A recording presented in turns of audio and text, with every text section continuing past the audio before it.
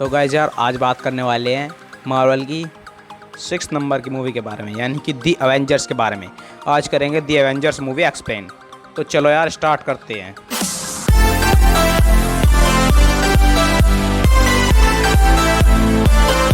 अब guys movie की starting में निक फ्यूरी अपने शील्ड के बेस पे आते हैं, जहाँ पर टेसरेक्ट क्यूब यानी कि जो एक इन्फिनिटी स्टोन है उसकी जांच कर रहे होते हैं डॉक्टर सेल्विक। जब वो शील्ड के बेस पर पहुंचते हैं तो वो डॉक्टर सेल्विक से पूछते हैं कि उनकी क्या प्रोग्रेस चल रही है।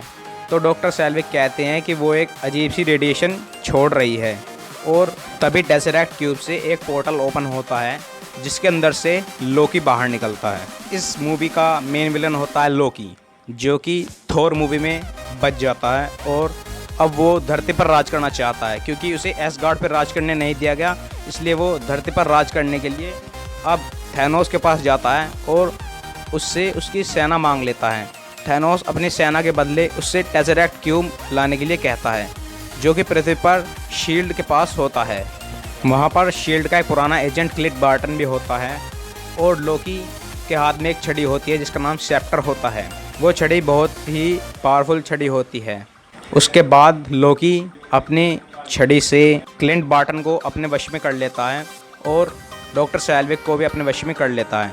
उसके बाद वो वहाँ पर हमला करके टेसरेक्ट क्यूब और डॉक्टर सेल्विक को अपने साथ ले जाता है, और फिर निक फ्यूरी उन्हें रोकने की कोशिश करते हैं, पर वो सब उनसे बच के निकल जाते हैं। अब निक फ्यूरी को पता चल चुका था कि लोकी एक बहुत खतरनाक चाल चलने वाला है, इसलिए वो अपनी एवेंजर्स इनिशिएटिव टीम को फिर से एक साथ लाने की कोशिश करते हैं। अब निक फ्यूरी सबसे पहले एजेंट कोल्सन की मदद से ब्लैक विडो के पास कॉल करते हैं। ब्लैक विडो एक मिशन पर यानी कि नताशा रोमानोफ एक मिशन पर होती है, और वो उसे वापस बुलाते हैं क्योंकि उन्हें उसकी भी ज़रूरत होती है, क्योंकि वो भी शील्ड की एक पुरानी एजेंट होती है। एजेंट कोल्सन न्यूयॉर्क जाते हैं आयरन मैन से मिलने, यानी कि टोनी स्टार्क से मिलने, उसे बुलाने के लिए। और ब्लैक विडो यानी कि नताशा रोमानोफ जाती है हल्क यानी कि ब्रूस बैनर को लेने, जो कि कोलकाता में होता है। और निक फ्यूरी खुद जाते हैं मिलने स्टीव रोजर्स यानी कि कैप्टन अमेरिका से। निक फ्यूरी उन सबसे कहता है कि तुम सबको एक क्यूब ढूंढना है जिसका नाम टेसरेक्ट क्यूब है। अब डॉक्टर एरिक सेल्विक को वो मशीन बड़े पैमाने पर बनानी थी, इसलिए उन्हें बहुत सारे इरिडियम धातु की ज़रूरत थी। इसलिए क्लिंट बार्टन, जो कि लोकी के वश में था, वो जर्मनी के एक शहर में जाता है जहाँ पर इरिडियम होता है, उसे चुराने के लिए। और लोकी उन लोगों का ध्यान बटाता है जिससे कि उसे कोई तकलीफ़ ना हो।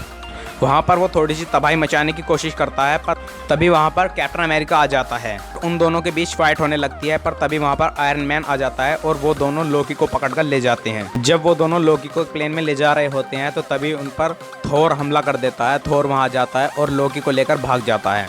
वो उसे एक पहाड़ के ऊपर ले जाता है और वो लोकी से तबाही रोकने के लिए कहता है, पर लोकी नहीं मानता है, और तभी वहाँ पर आयरन मैन आ जाता है। अब आयरन मैन और थोर के बीच फाइट होती है, और फिर कैप्टन अमेरिका भी वहाँ पर आ जाता है, जो कि उन दोनों से फाइट रोकने के लिए कहता है। पर थोर उसके ऊपर भी हमला करता है, पर फिर वो थोड़ी देर बाद रुक जाते हैं और थोर मान जाता है और वो लोकी को लेकर शील्ड में पहुँच जाते हैं। वहाँ पर ब्रूस बैनर और टोनी स्टार्क दोनों ही टेसरेक्ट क्यूब की तलाश में होते हैं, पर तभी कैप्टन अमेरिका को ये पता चलता है शील्ड टेसरेक्ट क्यूब की मदद से नए नए हथियार बना रहा है, जिससे कि वो बहुत ही नाराज़ हो जाता है, क्योंकि 70 साल पहले जब हाइड्रा ने अपना ऑर्गेनाइजेशन बनाया था तो उसने भी टेसरेक्ट क्यूब की मदद से बहुत से हथियार बनाए थे, जिससे कि देश को नुकसान पहुंचाया गया था। इसलिए उन सभी सुपर हीरो में आपस में ही बहस शुरू हो जाती है और वो आपस में ही लड़ने लगते हैं। और लोकी इस बात को देखकर खुश होता है, क्योंकि वो यही चाहता था कि वे सारे एवेंजर्स टूट जाएं और जब उसकी आर्मी अर्थ पर हमला करे तो उन्हें बचाने वाला कोई ना हो। पर ऐसा नहीं होता है, क्योंकि नताशा रोमानोफ थोड़ी देर बाद लोकी के पास जाती है उससे उसका सच उगलवाने कि वो उसका मकसद क्या है।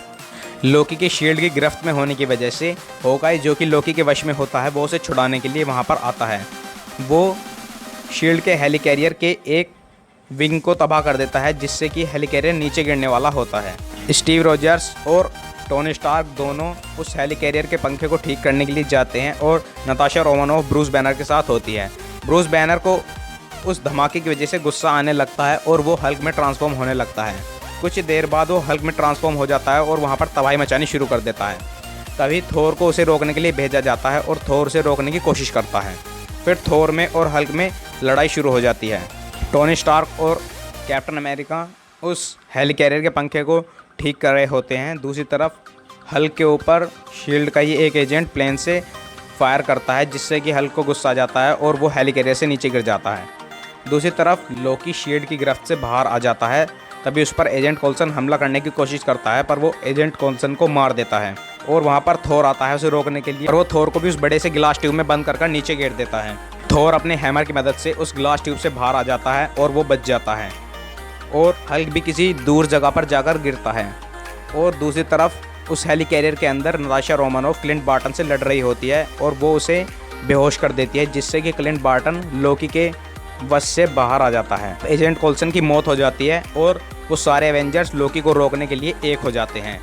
अब डॉक्टर एरिक सैल्विक की मशीन बनकर तैयार हो गई थी और उन्हें ऐसी बिल्डिंग चाहिए थी जिसमें कि भरपूर एनर्जी मिल सके, और ऐसी बिल्डिंग न्यूयॉर्क में थी जो कि सबसे ऊंची बिल्डिंग थी न्यूयॉर्क की, स्टार्क टावर। और वो अब वहीं पर जाते हैं और अपनी मशीन को स्टार्क टावर पर लगा लेते हैं। अब सभी एवेंजर्स को पता चल गया था कि लोकी न्यूयॉर्क में है, इसलिए वो उन सबको रोकने के लिए वहाँ पर जाते हैं। आयरन मैन वहाँ पर पहले पहुँच जाता है और एरिक सैल्विक से उस मशीन को बंद करने के लिए कहता है, पर एरिक सैल्विक लोकी के वश में होने की वजह से उस मशीन को बंद नहीं करता है और वो कहता है कि ये मशीन अब बंद नहीं हो सकती। आयरन मैन उस मशीन को तबाह करने की कोशिश करता है, पर वो मशीन तबाह नहीं होती है। फिर उसका आर्मर थोड़ा डैमेज हो जाता है, इसीलिए वो अपनी बिल्डिंग में वापस से जाता है। वहाँ पर उसकी बिल्डिंग में लोकी होता है और लोकी को बातों में उलझाकर अब वहाँ से अपना नया आर्मर निकाल लेता है, और फिर लोकी उसे बिल्डिंग से नीचे गिर देता है और उसका आर्मर वो हवा में ही पहन लेता है। और उसके बाद डॉक्टर एरिक सैल्विक अपनी मशीन को चला देते हैं और एक बड़ा सा पोर्टल खुल जाता है, जिसके अंदर से चित्तौरी आर्मी बाहर आ जाती है और तबाही मचाना शुरू कर देती है। उसके बाद आयरन मैन उन सबको रोकता है और तभी वहाँ पर सारे एवेंजर्स आ जाते हैं, और फिर न्यूयॉर्क में कैप्टन अमेरिका, ब्लैक विडो और क्लिंट बार्टन यानी कि हॉकाई तीनों पहुँच जाते हैं और आयरन मैन की चित्तौरी फौज को रोकने में मदद करने लगते हैं। उसके बाद उन सब के बीच फाइट शुरू हो जाती है। थोड़ी देर बाद थोर भी वहाँ पर आ जाता है और उन सबको रोकने में मदद करने लगता है। अब थोर लोकी के पास जाता है और उसे समझाता है, पर लोकी नहीं मानता और वो उस पर हमला कर देता है। और फिर थोड़ी देर बाद वहाँ पर ब्रूस बैनर आता है और वो फिर हल्क में ट्रांसफॉर्म हो जाता है और तबाही मचानी शुरू कर देता है और चित्तौरी फौज को मारने लगता है। और फिर वो सभी एवेंजर्स एक साथ खड़े होकर सबको मारने लगते हैं, और वो चित्तौरी की फौज इतनी ज़्यादा होती है एवेंजर्स पे संभलती नहीं है और एवेंजर्स कमज़ोर पड़ने लगते हैं।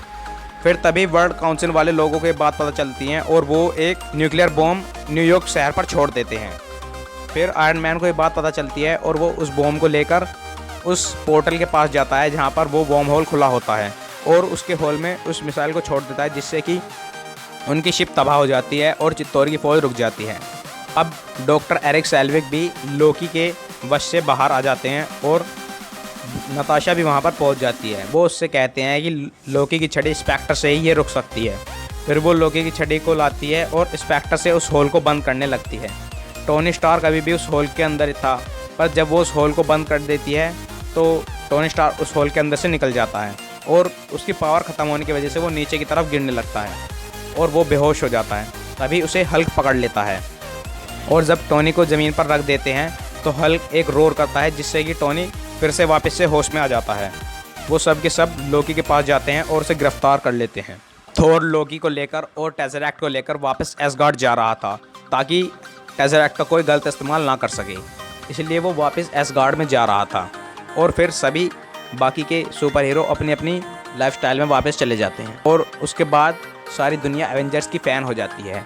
जिसके बाद टीवी पर नई नई न्यूज़ आ रही होती हैं एवेंजर्स के चर्चों की।